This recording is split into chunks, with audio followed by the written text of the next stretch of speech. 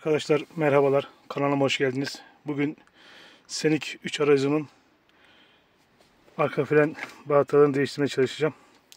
Aracım elektronik el freni olduğu için bunu bir bilgisayar yardımıyla yapacağım. Öncelikle bir OBD2 cihazımı bilgisayara bağlıyorum. Daha sonra şuradan DTT for all programı açıyorum. Buradan bağlantımı seçiyorum. Buradan unsuru kabul edip buradan tamam diyorum ve ekranım geliyor. Arkadaşlar buradan siz kendi aracını seçeceksiniz. Benim aracım Scenic 3. Scenic 3 X95. Scenic Megane 3 diye geçiyor. Scenic Megane 3. Evet, X95. Buradan fren bölümünü bulacağız. Evet. Bulduk. Buradan Vol 1. Evet. Buradan Configuration. Buradan da 12 numara Process Using var. Arkadaşlar buradan ben yaptığım yöntemi söylüyorum.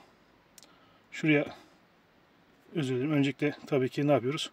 Programa izin veriyoruz. Kelliye tıklayıp şuraya basıyoruz.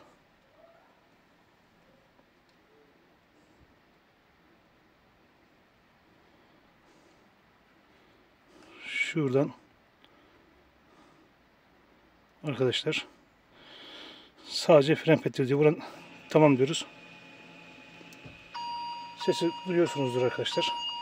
Buradan da bu şekilde görüyorsunuz. Şimdi aracı kaldıracağım. İşlemleri size göstermeye çalışacağım arkadaşlar. Aracımızı kaldırdık. Altına şöyle bir sehpa koydum. Tekerimiz boştadır muhtemelen. Görüyorsunuz. Teker boşta. Gerekli olan malzemelerim. Şimdi tekeri sökeceğim. Açıyı ayarlayıp tekrar videoya başlayacağım. Açımızı ayarlayalım. Herhalde tamamdır.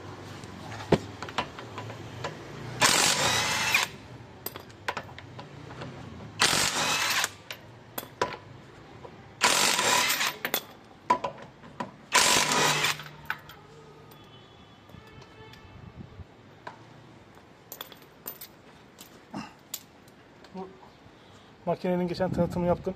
Çok işinize yarayacak arkadaşlar. Eğer düşünürseniz tereddütsüz olabilirsiniz.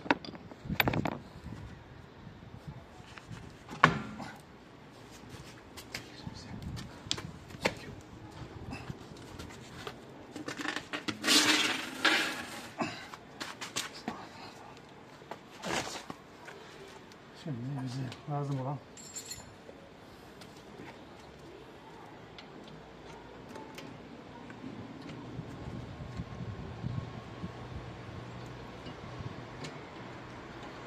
buraya girmeyecek. Sıkıntı yok. Girmesin.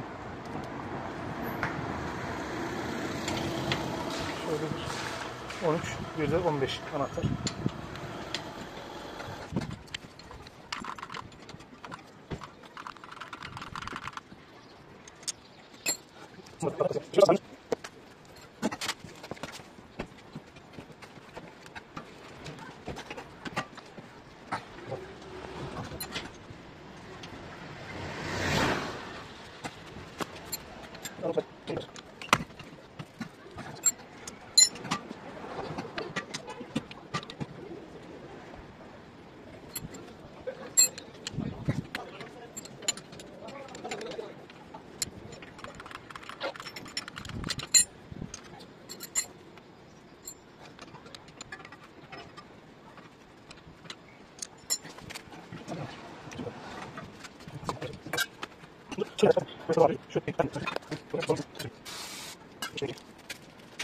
Evet, biraz yağmur yağdı ama yine de yağmur yağıyor. Evet dostlar, bunu çıkarıyoruz. Şimdi şunu yürüteceğiz.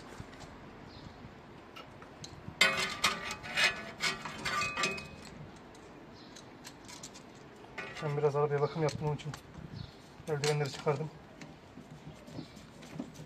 Birazcık itiyoruz. yeterli diye tahmin ediyorum. Şunu çıkarıyorum. Şuraya bırakıyorum.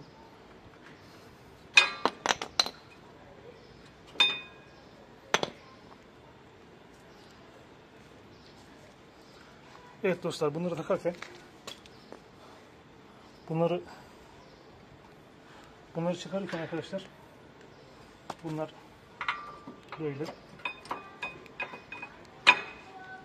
bu şekilde çıkarıyorsunuz. Yani çekiyorsunuz. Bunları takarken de aynı şekilde şöyle takıp böyle yapıyorsunuz. Yani şöyle takıp ittiriyorsunuz. Eldivenler kazaya uğradı. Onun için eldivenleri çıkardım. Takalım yerine kaliperimizi. Evet. Önce şuna biraz daha gras diyelim.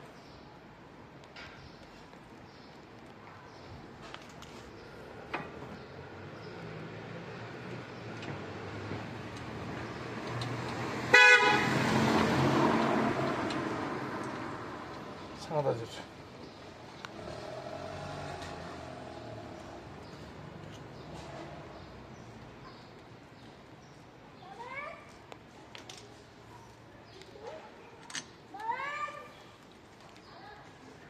Efendim oğlum?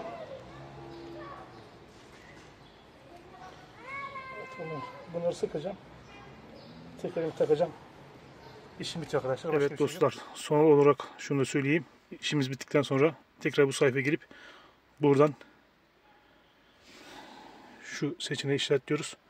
Yani sistemi durduruyoruz. Daha sonra sağdan sistem kendine geliyor. Hiçbir sıkıntı yok. Görüyorsunuz. Bir sonraki videomda görüşmek üzere. Kendinize iyi bakın. Hoşça kalın.